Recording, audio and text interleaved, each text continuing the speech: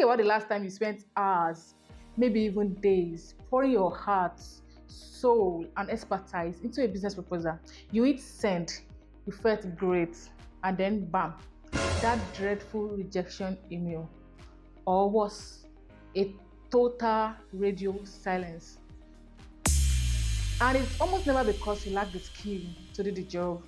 It's because of some hidden mistake inside the document itself. Hi, welcome to Midayo Graphics Studio. I am Midayo, and on this channel, I help business owners and entrepreneurs present their brand professionally. Today, we are breaking down the top 3 cited reasons why business owners get their proposals flatly denied, using real everyday examples and exactly how you can fix that and start winning more deals. Let's dive into it. Reason number 1, the me, myself, and I syndrome.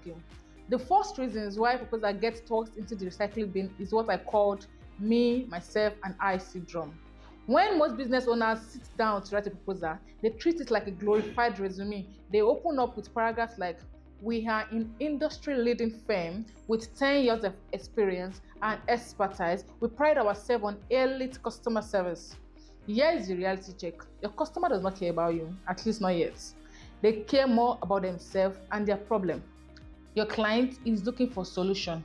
Let me explain it this way. Imagine you have an important investor meeting tomorrow morning.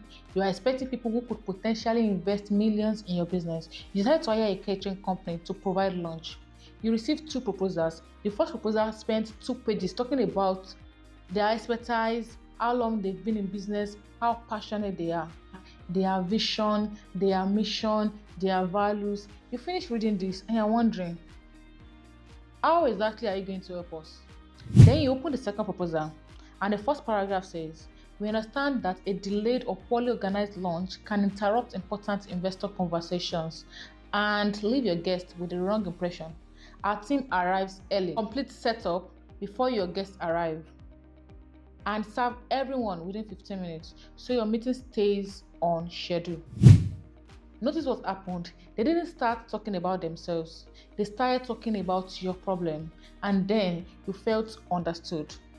And once people feel understood, they immediately will start trusting you. The main reason for proposal, it is not to impress people about your company. It is to show the clients of how you can help them solve their problem. Once you've earned their trust, then you can talk about your experience, your expertise, and why you are the right person for the job. But never make yourself the hero of the proposal. Your client is the hero, and the proposal is just a guide that helps them succeed. If your proposal feels like a copy-paste template you send to everyone, the client will immediately assume that you give them a generic, uninspired service. Reason number 2, high cognitive load. The one that I call the wall of text. This is just a fancy psychological term for making your client's brain hot. In today's market, decision makers are incredibly distracted. They are reading a proposal on their phone, between meetings, or skimming it while in traffic. So again, let me give you a simple example. Imagine you're very hungry and you walk into 2 different restaurants. The first restaurant gives you a menu that is 4 pages long. And on each page are tiny text, no header, no bullet points. It is just paragraph upon paragraph explaining the chef's inspiration behind each meal. You have not even ordered, but your brain is just saying, "This is too much." Now imagine you walk into another restaurant. This time, the menu is clean and clear. The appetizer, the main course, the drinks, the dessert, they are all separated. The meal names are bold. The descriptions are short. And your eyes naturally travels and know where to look. Within a minute, you've already decided on what to eat. Now, here is the interesting part. The food in both restaurants might taste the same. They might even be the same price. But because these restaurants, their menu is very easy for you to read, you just naturally will trust them and buy from them. Your proposal works exactly the same way. Your client do not want to spend 15 minutes trying to figure out what you offer or what you do or how you can help them. Your client simply wants to know, what problem are you solving? Why should they trust you? How much will it cost? And what happens next? If they have to dig through walls of text just to find the answer, you are giving them unnecessary friction. And here is something most people don't realize. Confused people rarely make buying decisions. They just postpone. They tell themselves, I will do it later. But they move on to someone whose proposal is easier to understand. And that is why great proposals are not just informative, they are easier to read. And the less effort it takes for a client to understand the proposal, the easier it takes for your client to say yes. Reason number 3, the sticker shock bomb. Cost versus investment. The third and final reasons why a proposal might get rejected is what I call the sticker shock bomb. This happens when you drop a heavy price tag at the end of the proposal without linking it step by step to a return on investment. This happens when your client gets to the pricing page and just suddenly sees a big figure like $10,000, $850,000. No explanation, no context, just the figure staring back at them. The moment that happens, your client stops thinking about the value you've been talking about. Their brain stops and asks just one question: why is this so expensive?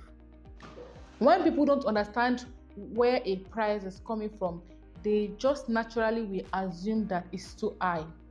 Let me explain this in another simple example.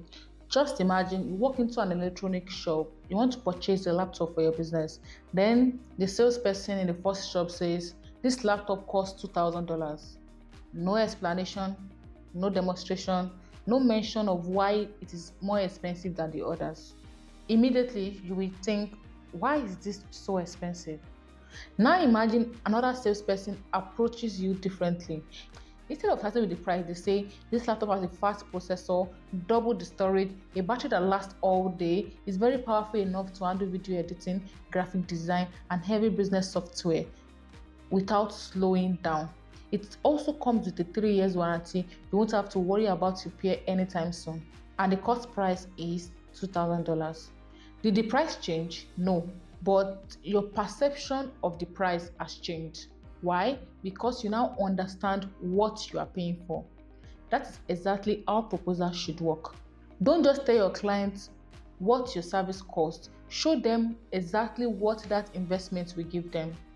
If you are a branding designer, explain how a professional brand helps them attract high-paying customers.